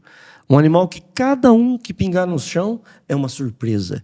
Que cada um é de uma coloração, cada um com um chifre diferente e cada um diferente do outro de personalidade. Como os seres humanos têm personalidade, os animais também. Mas todos amorosos. O animal nunca se vinga. O animal só te dá amor e carinho. Isso aí. Muito bom. Eu não tenho mais o que falar, né? Tá. É isso. Carlos, eu queria agradecer demais você ter vindo aqui participar com a gente no podcast, que falamos aqui sobre várias coisas, você ter desprendido seu tempo, vir aqui. Nós ficamos, acho que, quase 2 horas aqui. Vê lá. Ah, sim. 1h40. 1h40. Estamos aqui conversando. Só tenho a agradecer você, viu? Eu queria dizer para vocês só mais uma coisa. O que mais me dói são essas pragas e essas doenças. Pragas de frutas, a gente vai atrás. Mas doenças que nem o câncer. Perdi minha mãe com câncer de seio. Tanta gente, tanto homem com câncer de próstata. Eu queria dizer que eu oro todos os dias para que Deus nos abençoe, para que cure essa doença e ache essa cura o quanto antes. E para que no mundo não haja guerra, não haja ambição, essas guerras inúteis de poder. Eu quero apenas desejar a todos que me perdoem das minhas falhas, se possível não me julguem, porque eu aprendi a não julgar ninguém, só aprendi a ver as qualidades em todos, e desejar a paz mundial, e desejar comida e bebida, que seria a água, a coisa mais preciosa do ser humano, para o mundo inteiro. Para o mundo inteiro. Saibam vocês que estou de portas abertas para receber qualquer um, independente de classe social. Discriminação social, de raça, de poder aquisitivo. Para mim, isso é uma das maiores falhas do mundo. Minha mãe, quando me pariu, ela deu leite para mim e para um negrinho que nasceu no mesmo dia que eu. Eu tenho esperança ainda de conhecê-lo. Vou até lá na Santa Casa de Monte Alto e vou procurar para ver se eu acho meu irmão de leite. E amamentou ele por uns 3 meses, não só no hospital, mas em casa. A gente mamava junto. Né? Isso eu acho a coisa mais bonita do mundo. Muito legal. Muito legal. Independente de raça, de cor. E o Brasil é um país que acolhe o mundo inteiro, um país abençoado, que precisa ser um pouquinho melhor administrado. É isso que eu acho. A administração vem do berço, vem de casa. Todo mundo precisa ser bem administrado. Muito obrigado, viu? Obrigado. E para entrar em contato, tem lá o endereço @estância STA Rita _DACG para poder entrar em contato no Instagram. Correto, Renato? É isso aí. É isso aí. É isso. Obrigado, Carlos. Valeu, Walter. Bom demais. Obrigado demais, Carlos. Esse foi o MFcast, o podcast do MF Rural.